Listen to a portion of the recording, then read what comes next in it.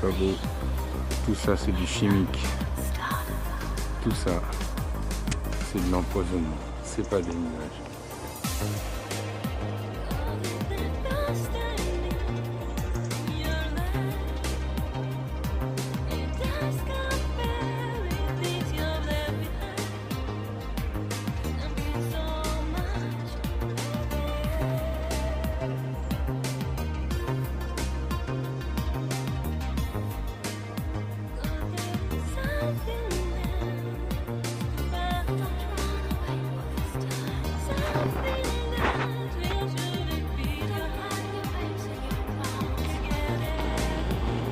Tout ça, c'est du pas beau. Tout ça, c'est du chimique. Tout ça, c'est de l'empoisonnement. C'est pas des nuages.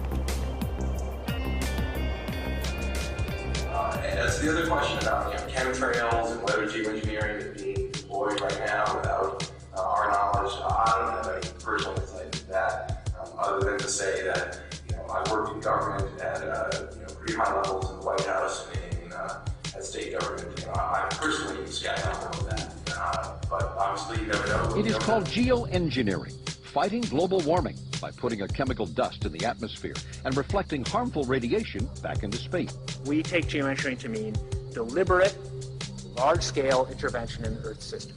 There are a variety of schemes that have been discussed for geoengineering. A classic example is injecting reflecting particles into Earth orbit. Nevertheless, there might be some good reasons to think about alumina. It turns out, first of all, there's been a lot of work on the environmental consequences of alumina in the stratosphere.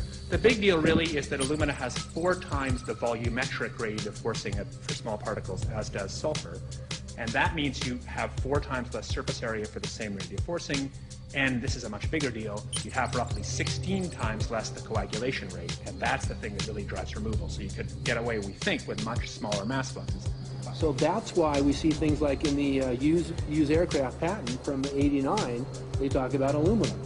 And that's why we're seeing in the surface water samples aluminum. And here's David Keith saying that aluminum has 4 times the reflective volume surface area. So they'd like us to think that we're talking about sulfur, but here they slipped up and let it out that aluminum is 4 times better to achieving their ends, and it sounds like it's kind of the one they don't want us to know the effects of.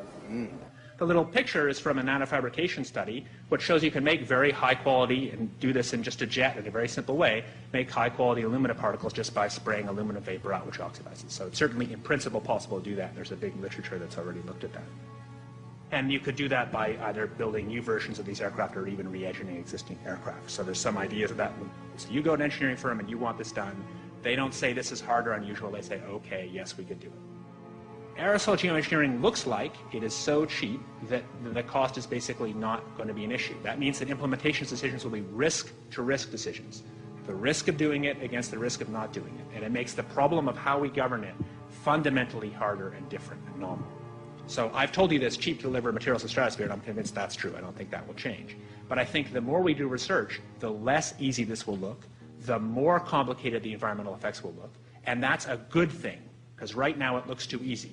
So I think that if we do more research, we're likely to find out that it's harder and more complicated than we thought, and that the side effects are harder to manage, and that's a healthy outcome that will make it easier to do the management. Of course, the opposite reaction is possible. It's an empirical question, how people will actually react to knowledge about this. Another reaction is to say, if these crazy scientists are so concerned about putting CO2 in the atmosphere, they want to think about these things, then that might actually mean we should be more serious about the risks of CO2 in the atmosphere. And by the way, it's not really a moral hazard, it's more like free riding on our grandkids. And by the way, it's not really a moral hazard, it's more like free riding on our grandkids.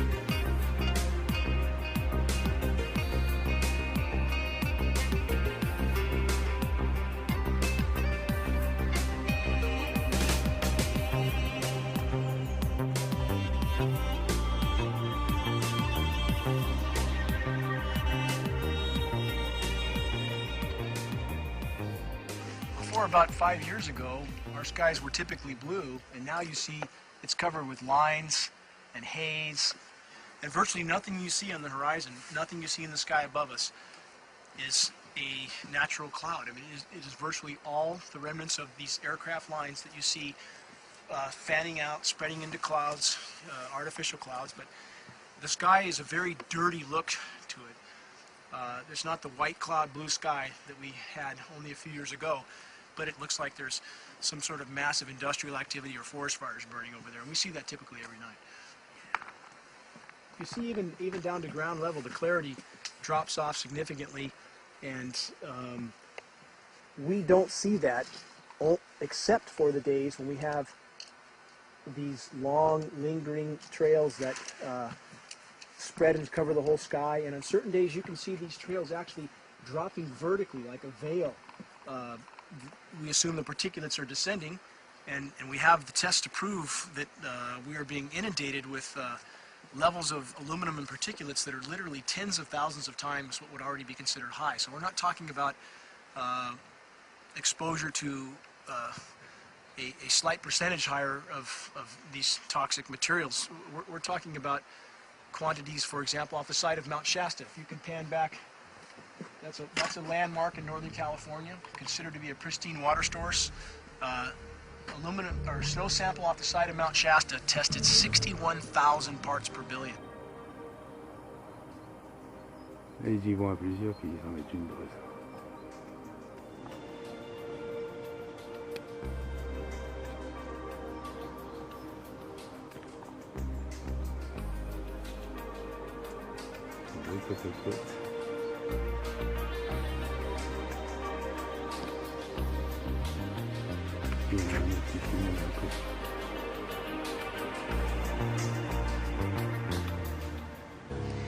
I think that we just need to wake up and just look at what's happening, because we can't just ignore it, because it's going to get worse and worse if we just keep ignoring it and pushing it away like, oh, that's nothing.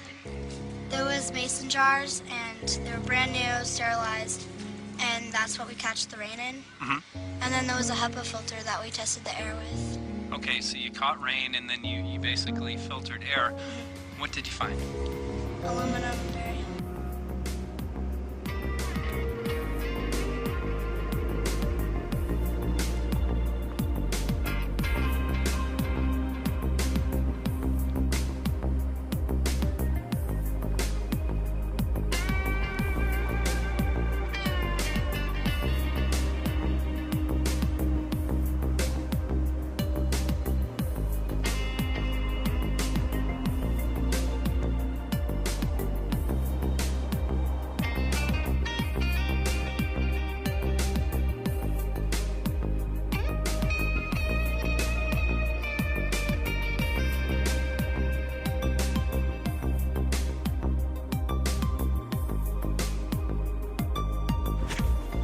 Bon, bah c'est reparti.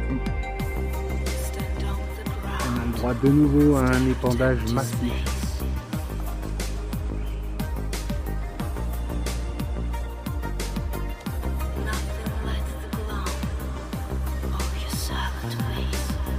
On a déjà eu du largage.